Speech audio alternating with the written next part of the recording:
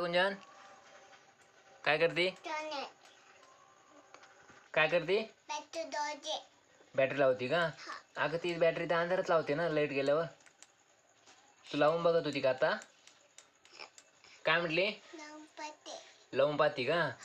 मग लागती का? नाही लागत? बॅटरी लागती का? नाही लागत? कस काय ग? पाहू दे, मी लावून देऊ का? मम्मीकडे दे बरं, मम्मी लावून दाखवते तुला. गुंजन मम्मीला बॅटरी लावून दाखवायला लागली. काय झालं ब मम्मी?